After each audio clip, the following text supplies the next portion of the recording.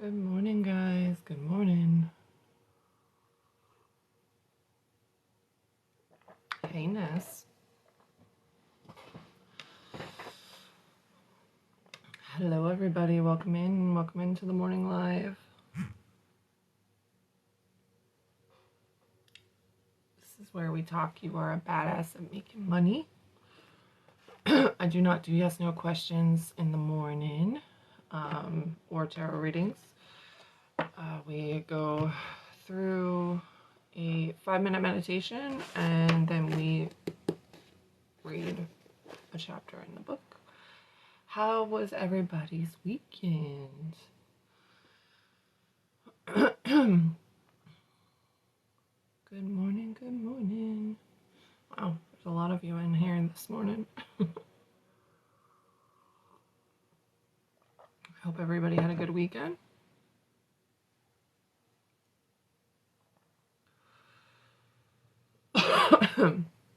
So what we do, again, we start off our morning with a 5-minute meditation and then we read a chapter out of this book. Go over it. There's always homework.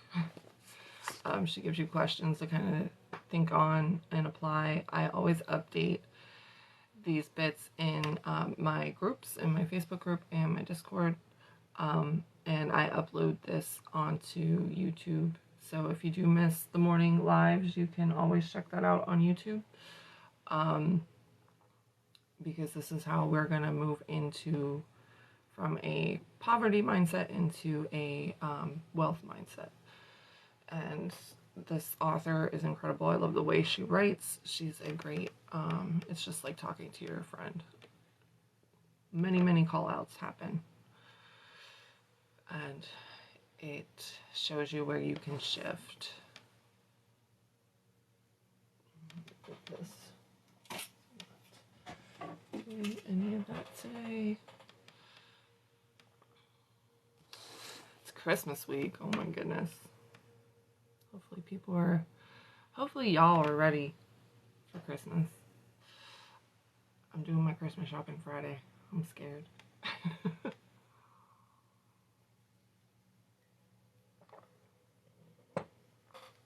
I've bought one present, so I can say I've officially started. Good morning, Indigo. How are you?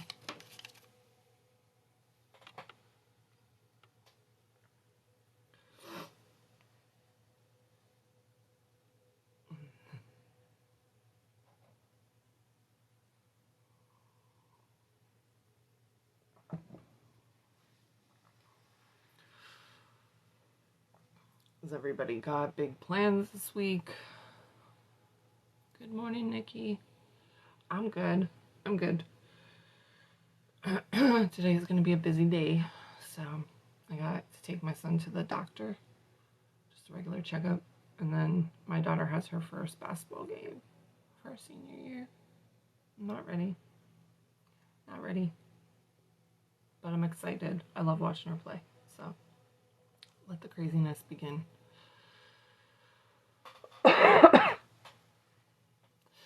Yeah, it's going to be fun. It always is. So they have warm-up shirts that the school provides for them each year, and they brought all of their t-shirt making and presses and everything into the school. Now they're teaching all of that. My daughter designed and pressed all of the warm-ups, so she I know I mentioned this last week, she won a contest for a t-shirt design through a local company. They were doing a contest and she won that. So now her teacher is having her enter into another one that's a little bit more, I don't know if it's statewide or if it's nationwide. This whole week is going to be crazy. It really is. But a good crazy. We're putting that out there. We're making that intention.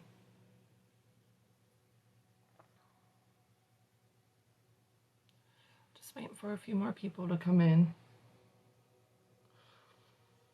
And then we'll get started.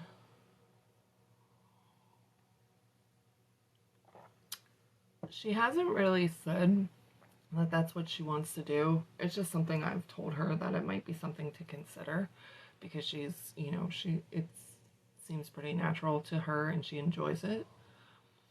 Um, the one thing that's, I guess, probably holding her back from doing that is she doesn't find herself to be artistic. Creative. She'll say she's creative, but not artistic because she, quote unquote, can't draw, right? But I told her, I said, it's different with graphic design. It's, you don't have to know how to draw, but my guess is she really could if she applied herself, but she's always been more book smart, so I think this just kind of intimidates her. So she actually, as of right now, what she's looking at going to college for is a sonogram technician. But she changes her mind almost daily. So we'll see. We'll see what it ends up being. I told her she doesn't have to figure it out. She's only 17. Yeah, exactly. That's why I told her. I said not to be afraid of that. And I mean, she's seeing that she can do it. She's seeing that, she has an eye for it. I mean, she's a Libra, but she has a Virgo moon, so she's very organized.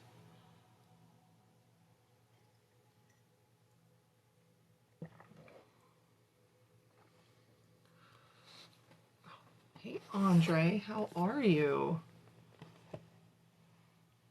It's good to see you, buddy. Are you still on third shift?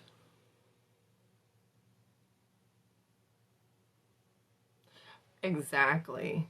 Yeah, that's what I said too. Even if she, you know, she could just do it just to make some extra cash. She could make designs. She could, she doesn't have to press them. She could just come up with the designs too. But she really likes pressing them too. You've been better. What's going on?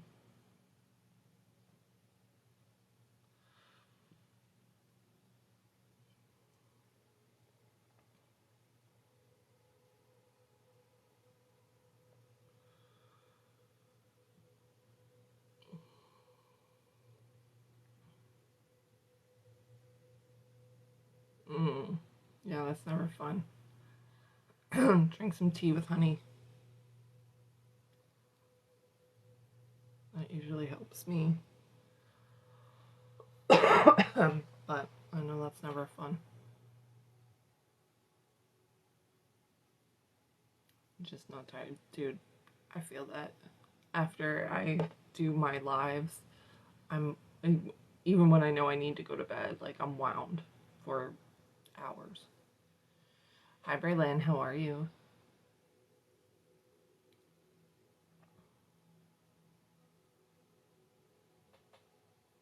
I have to go refresh my coffee before we get started. Be my third cup.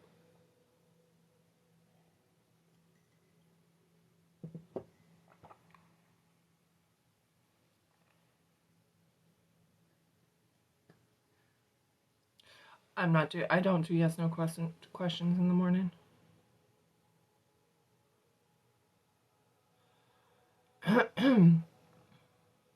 Nothing's working. Have you tried gargling with salt water? Warm salt water. That usually is, like if you have a sore throat or, feel an infection coming on. Can't forget the coffee. No. It's the most important part of my day. It gives me that energy, that power. Yeah, the gargling, as much as I hate it, it helps.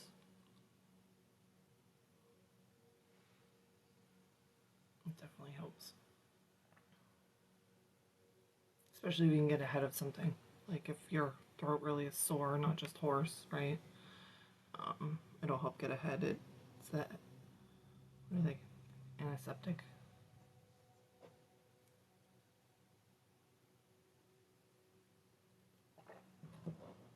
As a person who's had strep throat many, many times in their lives, I had strep for, I'm not kidding you, over 6 months 1 year. I would get positives and then not, but my whole throat was just white. And the only way I could get rid of it is if I did that. It's worse than raspy. Yeah. I would just try that as a precautionary to see if it helps at all. Alright, I'm gonna go refresh my cup. And I know Brittany and Lynn's are both awake, but I don't know if they'll be in or not. So I'll go refresh my cup and then we'll get started.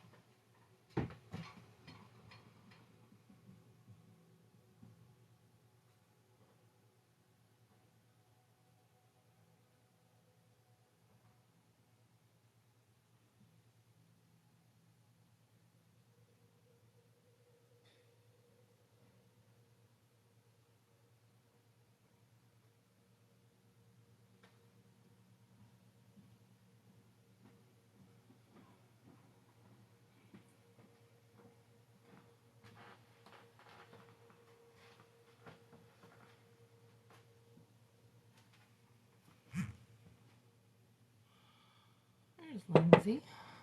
Good morning. So, real quick, tomorrow is going to be a quick live or a shorter live. I need to be over babysitting by 9:30. So, good morning, Christy. How are you? So yeah, so tomorrow we're gonna get started early. Like, I might come on just a little bit early, like 7:45, to get started. And then Friday, I'm not sure what time we're leaving for Christmas shopping, so we might not have a live on Friday, but I'll know more a little bit as the week goes on.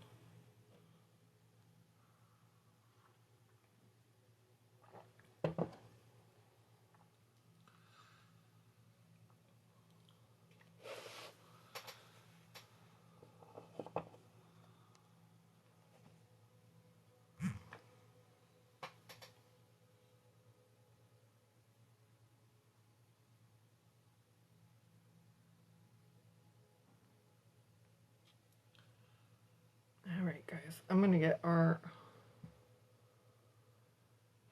timer started. So we'll get started with our 5-minute meditation and then we'll get to the chapter, which we are on, what, chapter 9, I think. Chapter 9.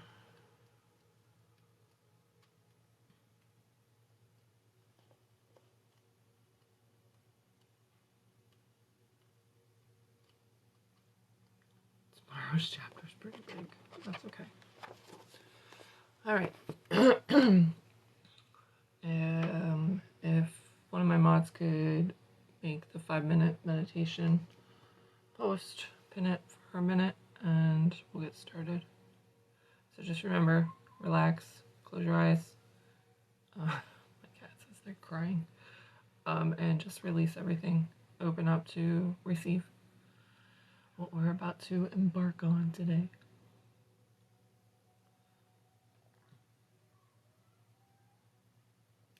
My cat is so vocal this morning. Thank you. Okay, here we go.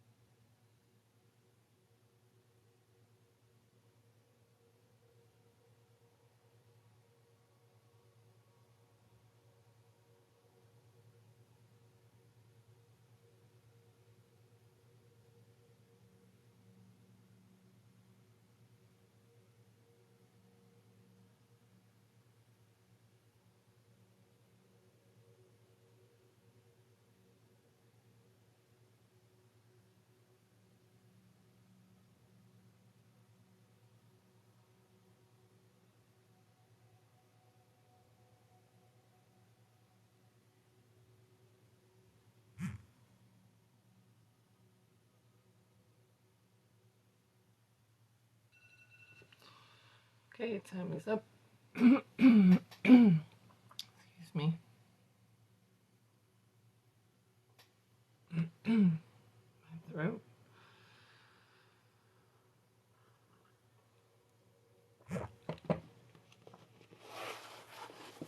Good morning, good morning.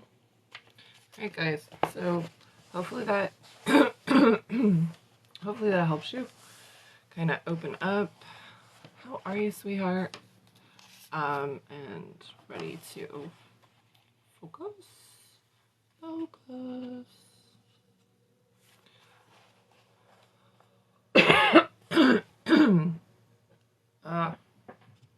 My throat doesn't like this change in weather. Why are you in the hospital? Hi, Rory. Well, you're gonna come up here.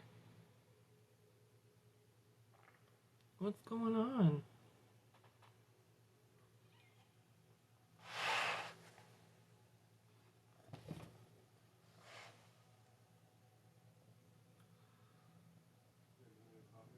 Yeah, I did.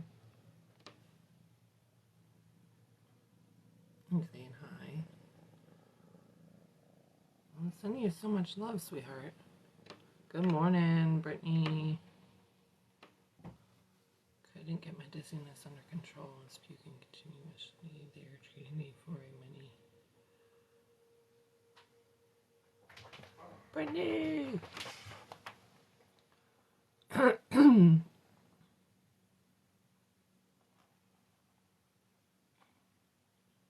That's scary.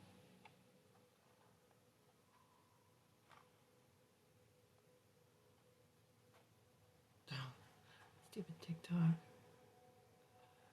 Oh, so, okay, so mini stroke. That's crazy, honey. I am sending you so much love and healing vibes. Oh my goodness. That's so scary.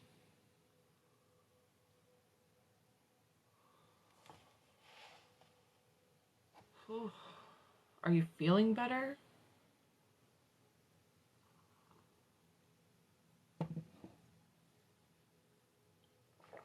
Oh, good. Hopefully they get it all figured out and balanced out and can get you home and keep this from happening again. That's so scary. I'm so sorry. I'm glad you're feeling better, though.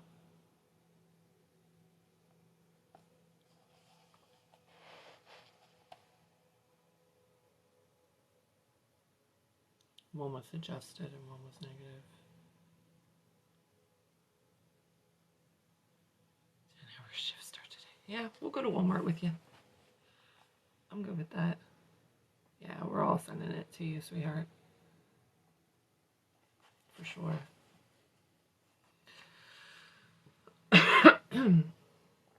Alright, so today's chapter is called Moving On Up.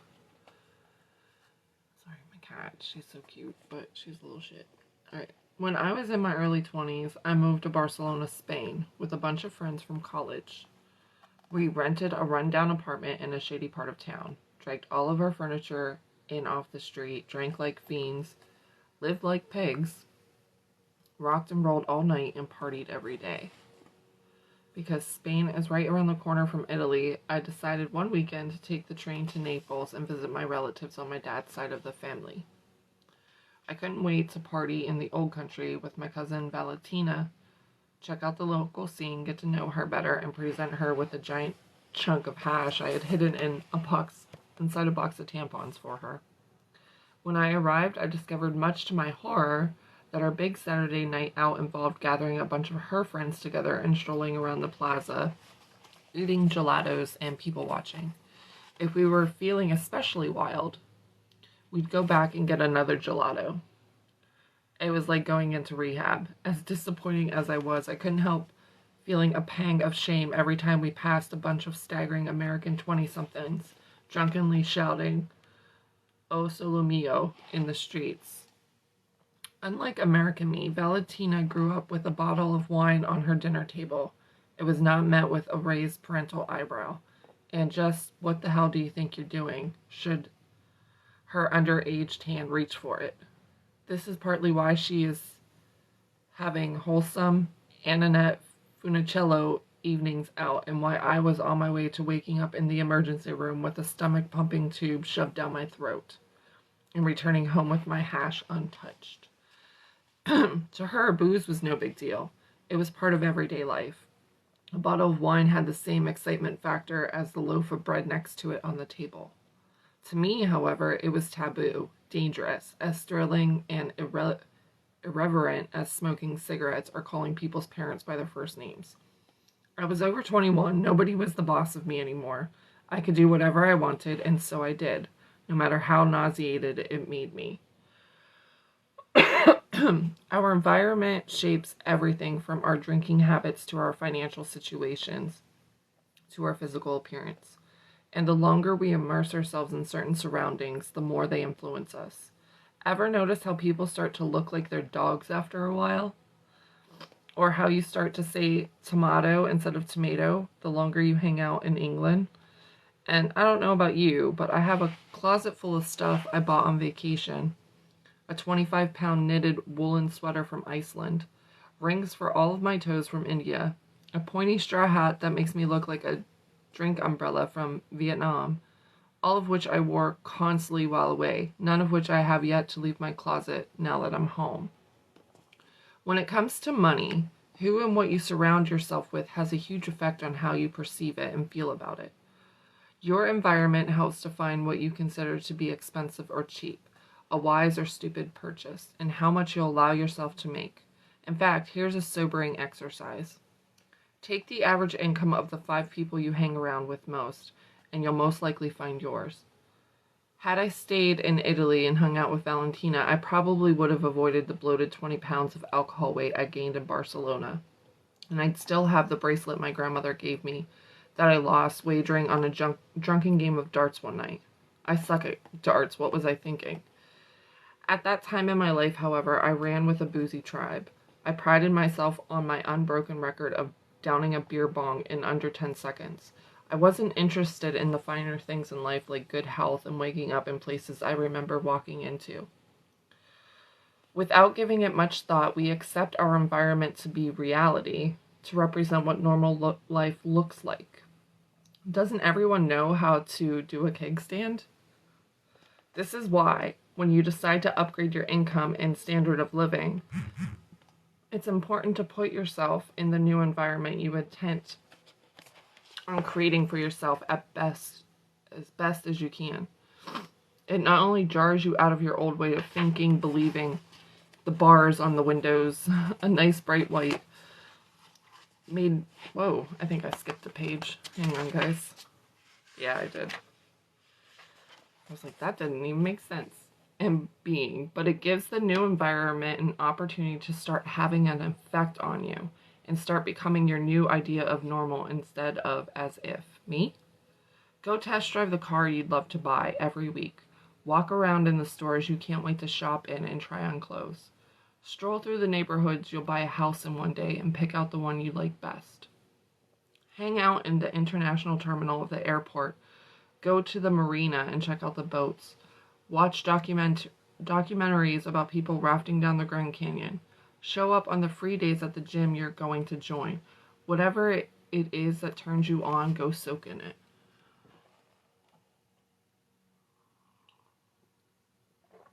I do like that advice. I know a lot of teachers do talk about that, but it's important to walk around, like the stores, to walk around as if you are going to buy. And it's important to feel as if that is your neighborhood, right? You wanna be in that moment as if it's already your reality. So you'll hear me tell people, like, if you're trying to, find a new home or purchase a home or move into a new home, go buy something for that new home, right? Immerse yourself in the fact that you're decorating your new home in a new way. Back in my money-free days, I was living in Los Angeles, way over on the east side in a neighborhood I didn't like but could afford.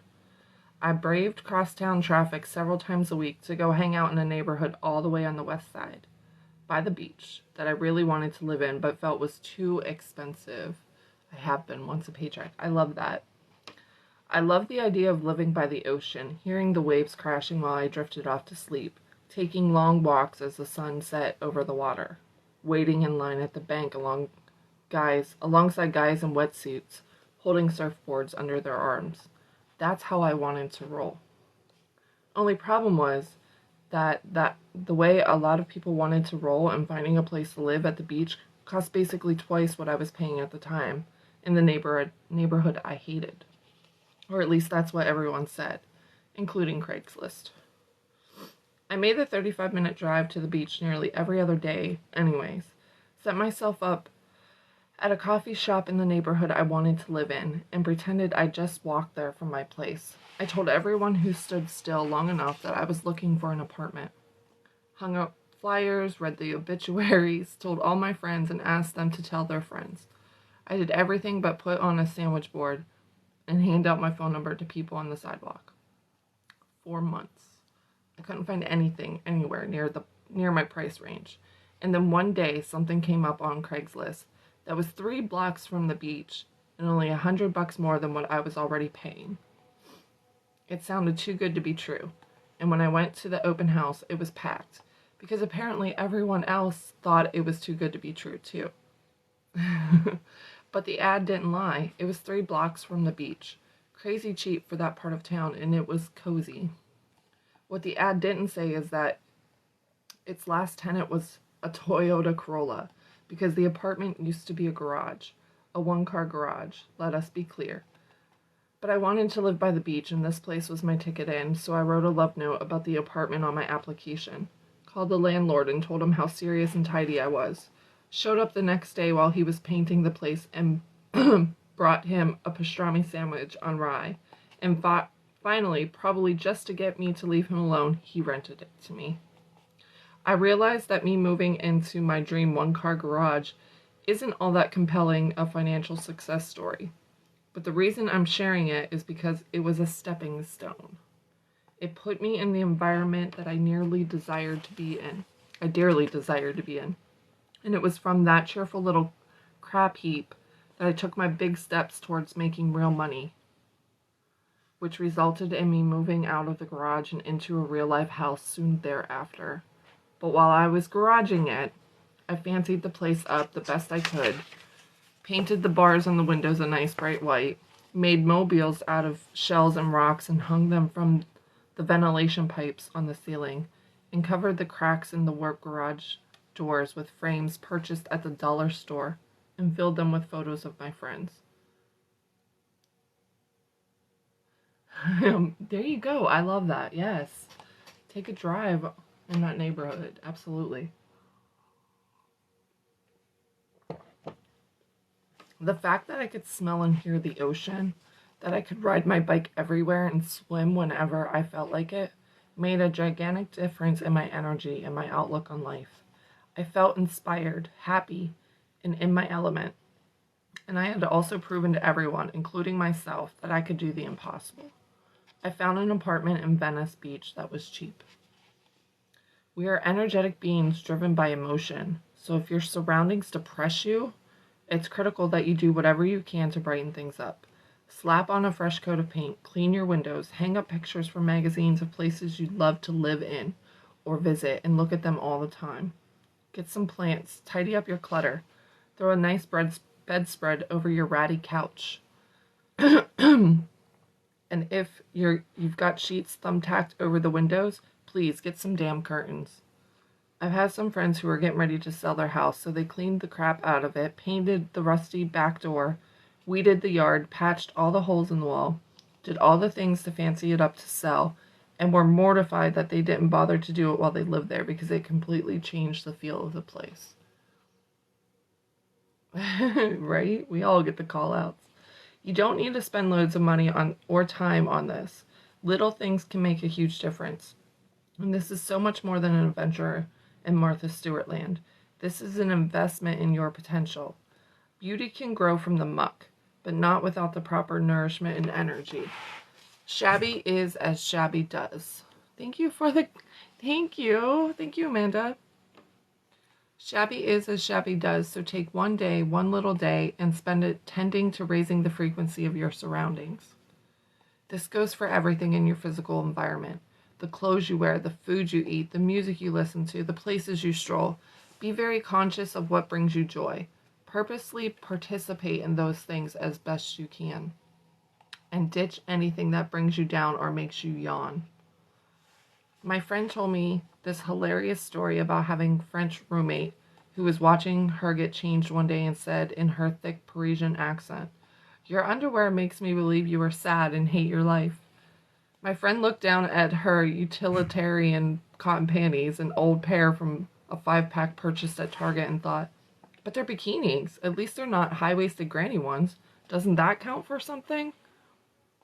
The most important parts of your environment to be conscious of is the people you surround yourself with, especially when you're just starting to flex your new faith muscles, plow past your doubts, fears, and worries, and get some real money flowing into your life. You need all the strength you've got, and there ain't no bigger oil slick than the peer friend or family member who lobs an unhelpful zinger in your path like, I just read an article about how 4 out of 5 new restaurants don't make it. You could lose everything you've got if your restaurant idea fails. Nothing pops our balloon or belief like the pointy pin of a pal. Oof. It's true though.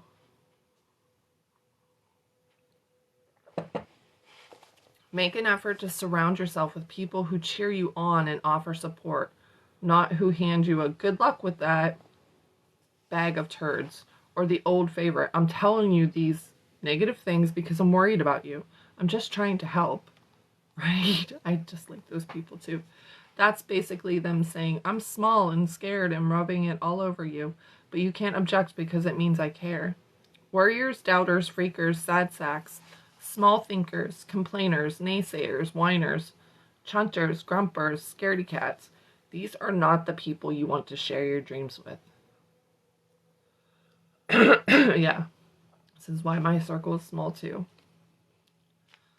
The problem is upgrading your environment in the human department is a bit more challenging than putting down some throw rugs or planting sunflowers in your yard, especially if the most unhelpful people happen to be related to you. This is one of the most common and upsetting conundrums people go through when they decide to get rich. So you're not alone if you're wondering what the fuck. Here's what you can do when your peeps are negative, fearful, and don't support your ass kickery. Do not try to change them.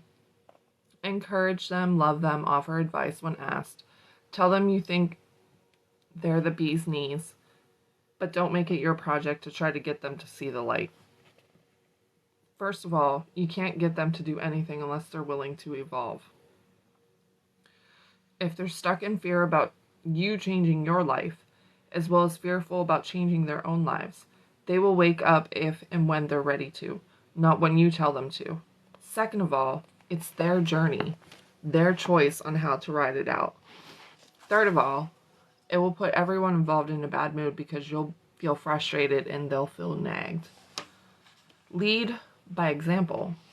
Instead of telling them what they should and shouldn't be doing, work on yourself, become the best you can be. And if they ask you how you did it, do all you can to help them. And if they don't ask, leave them alone. Big rule I started is only helping those seeking help and ask. Yes. Do not share your dreams with them or the work you're doing on yourself if they've proven to you that they're not going to support you and or will fling their doubt and worry in your face. What's the point? You still get to love them and be with them. You just don't involve them in that part of your life. Hang out with people who are going places, who understand and support the path you're on, who are your new tribe. If you don't know any people like this, find some. Figure it out. Go to coaching seminars. Find people on social media. Take classes. Start a self-help book group. And if you're serious about it, you will find your people. When the people in our lives who we love aren't supportive of the journey we're on, it's excruciating because, hello, what's more important than the people in our lives who we love? Our connection to them is one of the most vital things we've got. And when we start to grow and change, they don't come with us. A big old can of worms often gets unearthed for everyone involved. It unleashes the great human fear at the bottom of all other fears. I will be abandoned by people, by all that's familiar, by my identity, by my life equals I'll die, etc. Yes, yes, you had some amazing faith for sure, Brittany. And the reality is, if we're going to fully blossom into who we truly are, we have to be willing to let these relationships go. Important letting go note. Being willing to let people go does not mean that they will definitely go, but you can't cling to the old you in your old relationships and grow into the new you at the same time. You have to choose one or the other. Cling and stay, or grow and release, and see if they come along for the ride. I see it go both ways all the time. I've seen plenty of marriages break up when one person is moving forward and the other is stuck in fear. And I've seen people come closer together than ever imagined they could because they both open up to who they were becoming. Sometimes it takes a while for the other person to come around, but not always. You don't know what is going to happen. You have no guarantee that someone in your life will freak out or laugh at you or have an epiphany and come join you on your joyride to awesomeness. Trying to troubleshoot outcomes, denying yourself dreams, not daring to take large leaps so people around you won't be all someone's gotten mighty big for her britches, is a complete waste of time and your life. Focus on you and what makes you hop back and forth from foot to foot in excitement, because not living your life is no way to live. When you succumb to fear, you are under the illusion that you can predict the future. I like that. When you succumb to fear, you are under the illusion that you can predict the future, right? So when we're living in that fear, we're like, this is never going to work. Or we start worrying about everything, and we're trying to, prepare for the worst.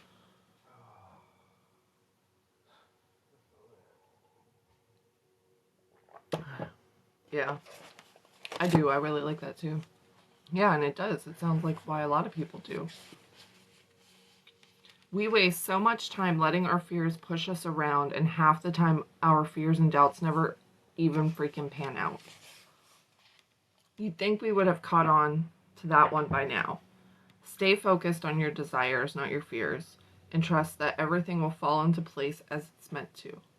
What happens as you grow and change is you peel away the layers of your old self, and things of a lower nature drop away in order to make room for the things of a higher nature. These could be parts of your old identity. It could be that your old ass bathrobe you refuse to throw away that you've had since college. It could be the relationship that no longer serve you or the other person. Lower nature here means people, things you've outgrown that are not aligned with who you're becoming. By the way, it doesn't mean that you're suddenly above or better than anyone else or anything. Whatever it is you're shedding, you must surrender the low to make space for the high if you're going to grow. Here are some key ways hanging with high frequency people will help you get rich. They boost your energy. Think about how you feel after you hear a particularly inspiring speaker give a talk, or hang out with a friend who's on fire with his business and who bats brilliant ideas back and forth with you over beers on his deck, or when you're just generally doing what you love with awesome people. It's like you could bench press a Buick, but you're still. And think about how you feel when you're around people who complain about what a dick their boss is, or how impossible it is to find a good babysitter, or how screwed we all are because Social Security will be gone by the time we need it. It's like they just emptied a hamper full of wet socks onto your lap. We are energetic creatures, and when you've made the commitment to change your life and to get rich, one of the most important things you can do is be militant about the types of energy you subject yourself to. Surround yourself with people whose energy lights you up, and it will empower you to get rich. What did you hear?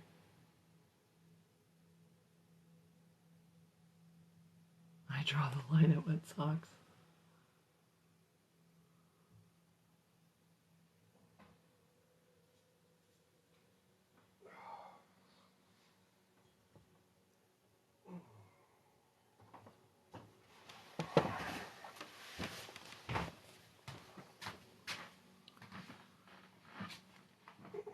My sound changed.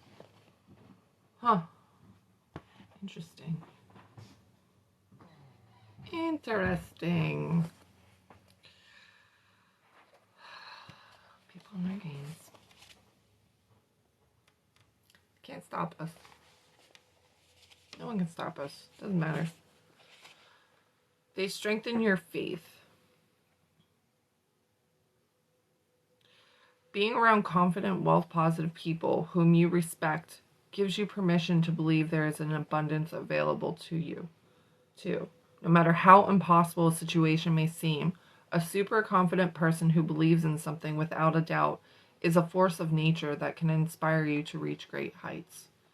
I used to go backpacking with these friends of mine who would take me out into the middle of nowhere in the wilderness of southeast Utah on a regular basis. How they knew where the hell they were going and how to get us back was an utter mystery to me. We'd set off through a canyon, walk out onto a huge expanse of sand, climb over endless boulders, hike up a river, pick our way through a wash, and then 5 days later, boink, we'd pop right out where the car was parked.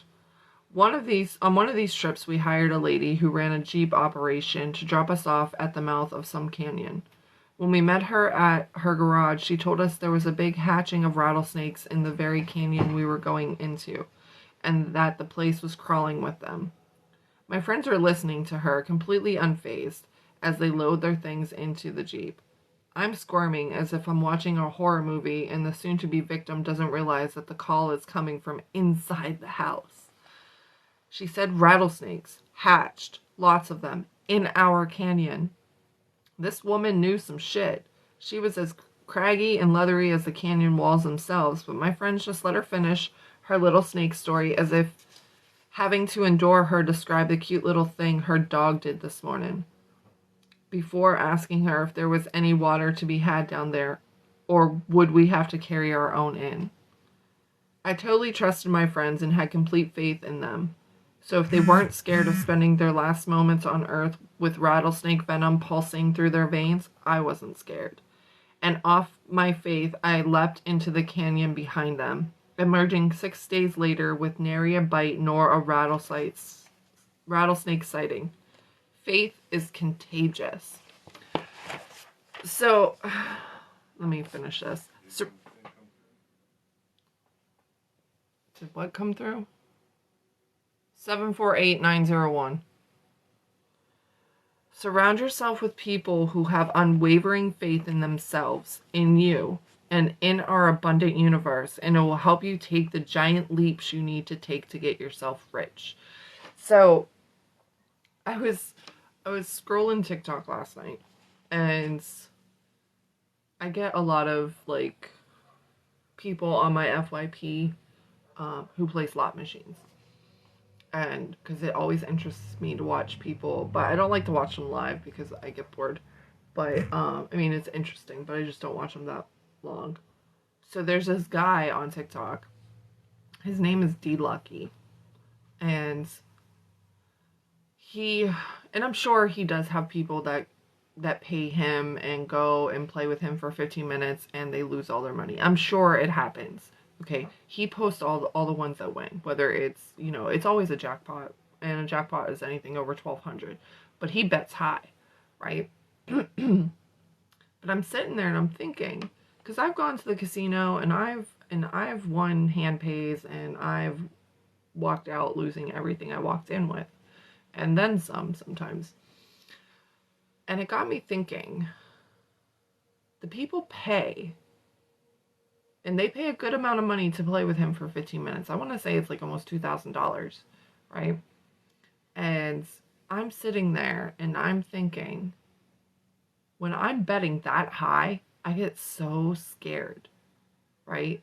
So what I'm doing is I'm feeling into the fear of losing it all. And chances are I probably do at that point, right? But he's so confident. He's just like, we're going to get this within the first 3 spins or something, right? And sometimes it is. Sometimes it's like the next one. But there's something about that. It really does set the tone, right? He's confident. He's confident that he chose the right machine that's going to hit within the first 5 spins, within the first 15 minutes. So it's important that you notice, again, what you're feeling. You're noticing whether or not you're feeling into the fear or if you're feeling into the confidence, right? So, yeah, they made an investment to play with him for 15 minutes, right? Some of those people have walked out winning $30, $50, $100,000, and some walked out only winning, maybe 12 or 1,800, right? And they went in and they spent 1,000 or 2,000. So, but it literally, it just reinforced again being able to recognize who you're surrounding yourself with, right? And what they're putting off. It's the same thing. So if you surround yourself with people who are confident, surround yourself with people who are successful, you yourself are going to start taking that in. I feel like I'm getting choppy. All right, next up, they up your game. If you're around people who are making money in great and joyful ways, you'll not only see what's possible for you, but you'll be motivated to push yourself. If you're around people who are ripping bong loads on the couch all day, you'll feel like a hero for getting your laundry done. Healthy competition is a wonderful thing. Surround yourself with people who are bringing their A game, and you will want to bring your A game too. They make you mightier. There's a great story about an army that's about to cross a bridge, and the captain tells his soldiers to walk out of step with one another because if they're all in sync, the momentum will make the bridge do the crazy bendy thing that bridges do right before they snap. People in motion moving together in a group create a massive force strong enough to rip a bridge in half. Coming together with kick-ass people and sharing your resources, your ideas, your connections, your know-how, your enthusiasm, and your snacks can take you all much further and way faster than if you were working on your own. Surround yourself with generous, creative, big thinkers, and you'll maximize your opportunities to get rich. They also celebrate who you are. Everyone talks about who your true friends are when you're desperate and things really bottom out. But I want to send a shout out to the friends who stick by you when you're kicking ass. When you're stuck in the suck hole and people come to your rescue, they get the opportunity to feel helpful, to save the day, to be a hero. Don't get me wrong, it's a beautiful, essential thing to take care of one another, and I'm hugely grateful to everyone who's ever helped me when I was in the dumps. But I think more needs to be said about the friends who selflessly cheer you on when you're totally killing it, especially if they're not doing so great themselves. Your success forces them to look at their life and think about what they could do differently, which usually makes people fairly grouchy. Surround yourself with people who have your back and celebrate your successes no matter what. All right, so here's the success story of the day. Jill, 42, went from making an average of $2,500 a month to an average of $45,000 a month. While I was number one in recruiting for my direct sales company, I was making only $2,000 to $3,000 per month. I decided to start coaching direct sellers on my social media strategy and now make an average of $40,000 to $50,000 per month, with growth goals to double that next year. In direct sales network marketing, it's very easy to believe in the hoarder mentality, meaning I better hoard my knowledge, information, contacts, because if I share it, somebody will compete against me. I teach abundance mentality. This is 100% about believing that there's enough business for all, and that the universe will reward you for putting good out there. I have dozens and dozens of examples of clients who have manifested business to them based on a positive and abundance-oriented mindset. Even when there are thousands of other sellers selling the same products online. I didn't have any major fears about money. My challenges were more tactical in nature. I had ideas of how I wanted the outcome to look, but I didn't know what the tools or the systems I needed. I invested in a business coach and hired support staff before I was making enough money to justify it. I wanted to have the systems in place to be able to scale quickly, which I have. I'm now at the point where I will be raising my rates again at year end because I've created offerings to support the lower end of my market. I have a very tight group of friends, and they are my cheerleaders, accountability partners, and sounding board. I also meditate, read, and have been known to cry when I'm scared. Then I try to think, is this the role model I want to be for my clients? I teach a brave philosophy. In direct sales, you're competing against many others who sell the same products or services. So what will make you stand out? Being brave and different. Online, in person, with confidence and poise. Practice 20 seconds of insane bravery and amazing things will happen. Find a business coach and make that investment. Follow their advice to the letter. Change your systems. Get out of your own way and do it. My husband and I live by the belief that money doesn't make you happy. Money gives you options. So we've been able to pay off debt, travel, invest in our savings and retirement. But I don't believe money has changed us. To get rich, here's the homework or suggested questions. The suggested money mantra of the day. I love money because it makes me more of who I truly am. Number 1, make a vision board. Cut out pictures of places, things, and experiences. Types of people you are excited to experience in your new, richer life and hang it somewhere you'll see it often. Make a list of all the things you might have to give up on your road to riches. Think of people, items, old identities, etc. If they don't bring you joy and inspiration, either get rid of them or pull back from them instead of fighting to keep them. With the people in your life, start slowly and releasing them gently. Maybe it's about not sharing your dreams and victories with them if they can't handle it.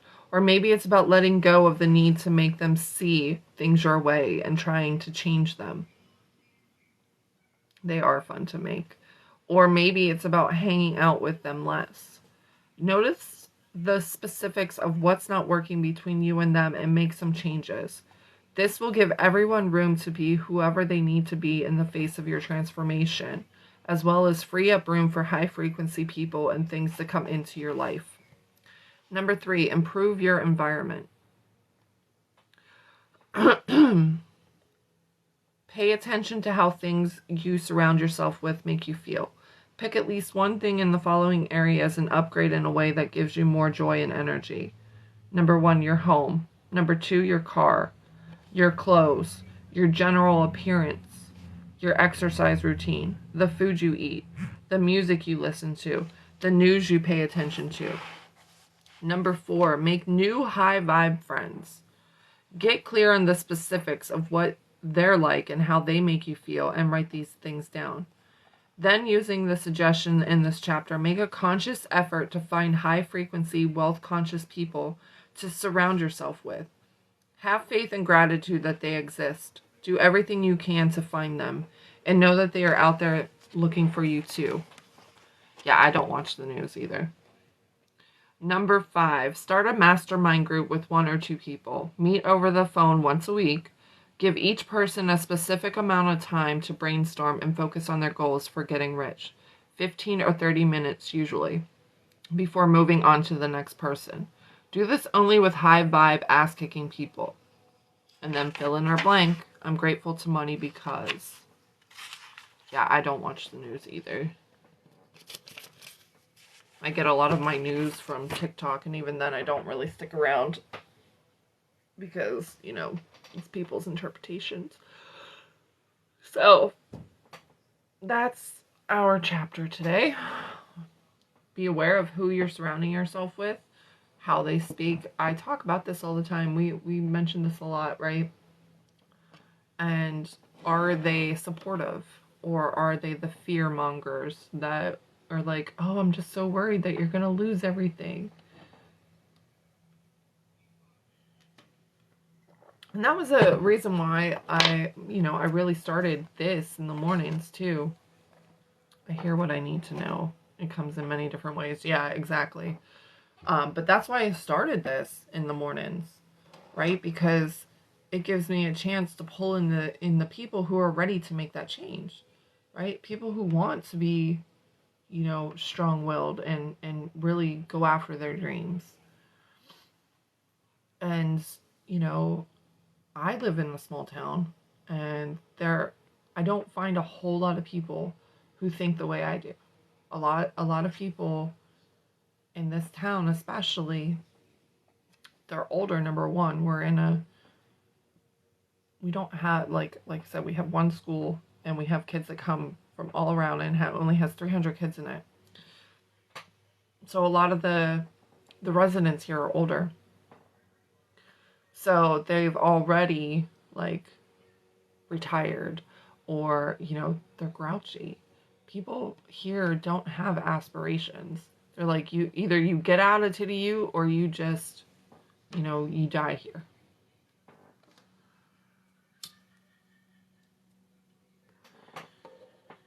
And so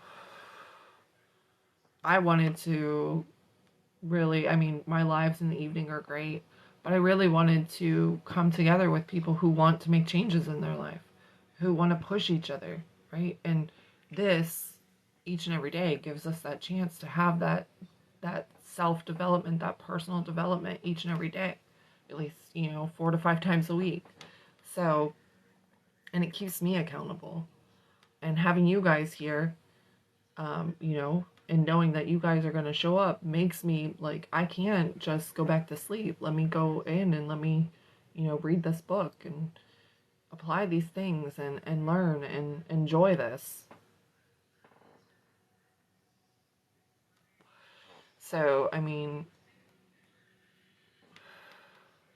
some people talk about how they want better, but they're not willing to take a step outside of their comfort zone. It's You Are a Badass at Making Money right now. That's the one we're doing right now. We've done the original. Sorry, I have a bit of a mess this morning. This is the original You Are a Badass. It's from Jen Sincero. She has 4 books out right now. So this is it's a great place to start if you're trying to make changes within your life. Short story: this summer I was shopping for a table, got sidetracked, and now I'm being given one. That's awesome. That's awesome. You needed it, and yeah, it's coming to you. I love that. I mean, there's so many different things that you can do too. Like when we're manifesting things, like a lot of people get stuck, especially when it comes to money. They're like, "Oh, I wanna get things for cheap or free." What if you just were that person who always found incredible deals? Yes, thank you, Lindsay. Thanks for reminding. Yeah, I've done lives on that first book and this book, and all of the recordings are on my YouTube. That's in my profile too. But you can find me at The Loving Rebel on YouTube. I've posted all the lives that I've done on both books. So if you wanted to listen, you can. And I post the questions and everything. I take screenshots of them and I post it to our Facebook group and our Discord. Our Discord is growing, so you can join us there as well. Facebook is growing as well. It's been around for over a year now, but you can find everything there as well. So, and I upload these. I try to get them up by noon. Sometimes it works, sometimes it doesn't. Depends on how long TikTok processes it and YouTube. Sometimes YouTube takes me 2 hours to process a video.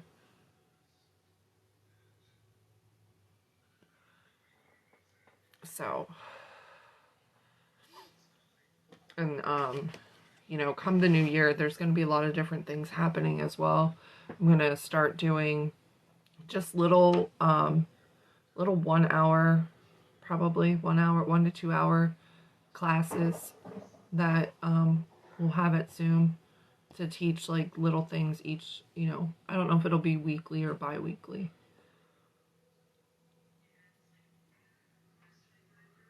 I was just asleep and heard voices. I'm like, what the heck? I stayed. Oh, you were on the live and fell asleep? I think it did get unplugged, babe. It's check the basket.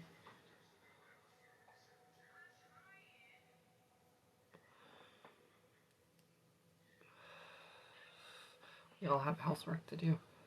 But yeah, it's a good thing. Like, if you want, you can just let it play while you do your housework. You know, if you wanted to get this on an audiobook too, I'm sure it's available.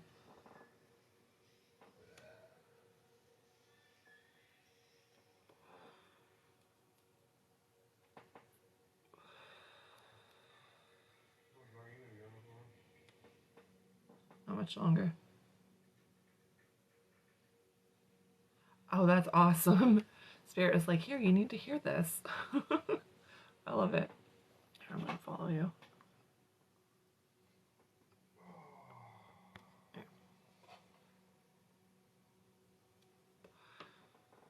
Good morning, Misty. How are you?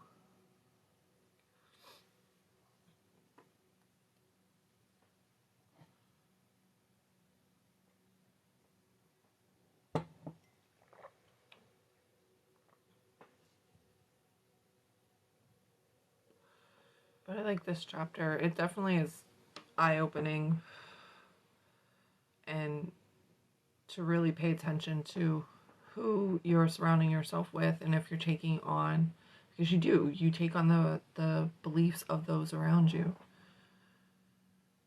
You had a cold the past few days. It's that time of year.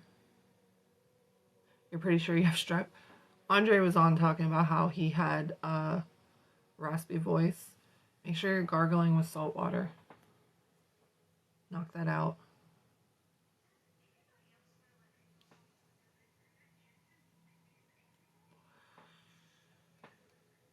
It really helps. Do it for at least 3 days. Morning and night. Sometimes in the middle of the day is good too. 3 times a day is good for 3 days at least. Especially if you can't make it to the doctor right away.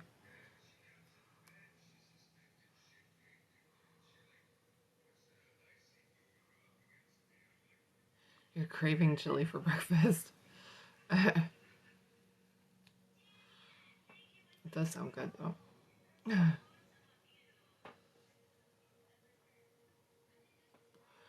Yeah, the saltwater gargle, as much as I hate it, it works. It works wonders. I was just saying earlier, I had strep for 6 months. Nothing would touch it. It would clear up ever so slightly with a round of antibiotics, but then it would come back. The only thing that helped is the saltwater gargle. It was bad. Like, they were talking about taking my tonsils out at 35. I was like, I don't want that. The Himalayan salt, yeah. Sea salt or Himalayan salt is probably best because it's most natural. But if you have regular salt, that'll work too.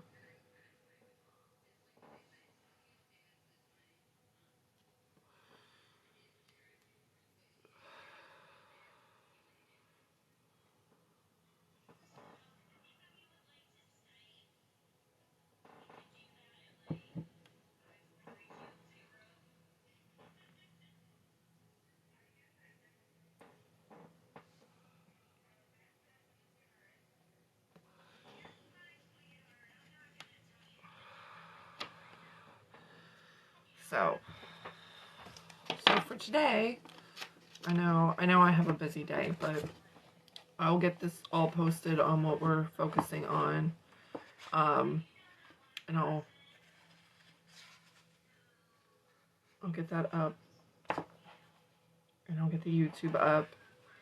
But we want to, again, this keeps jumping out at me, so I'm just going to read it. I also have a turning ginger lemon. Yes. Yes, Lindsay's made a video about doing like a ginger, either ginger chicken broth or ginger beef broth.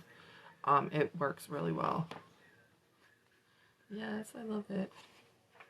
You got your rough draft of your love letter to money. I did mine too. Let me see. let me read this.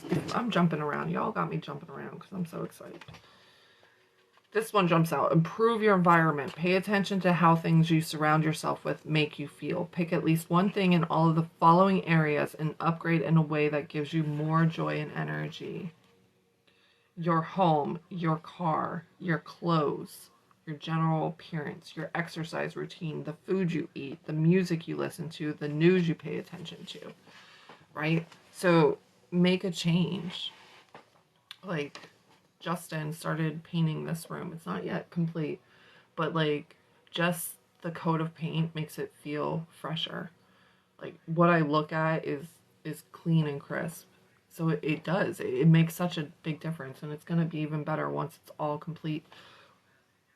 You know, clean up a space.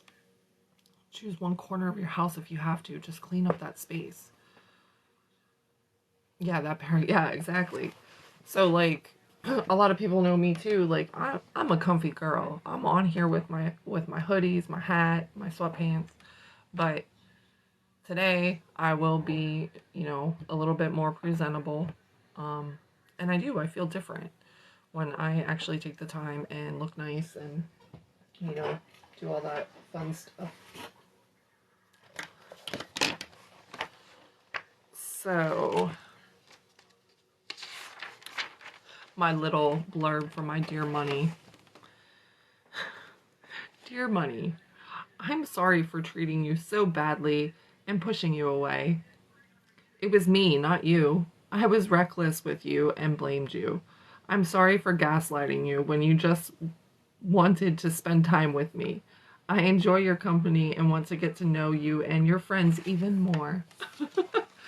So that was just one thing I put together for my dear Money letter.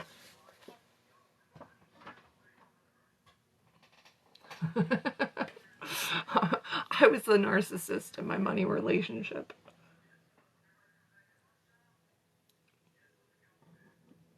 It's not you, it's me.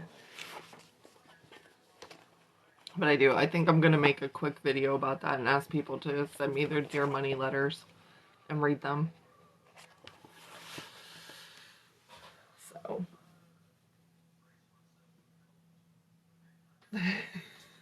Just funny. I love it though, it was fun. And then, hi April. Good morning.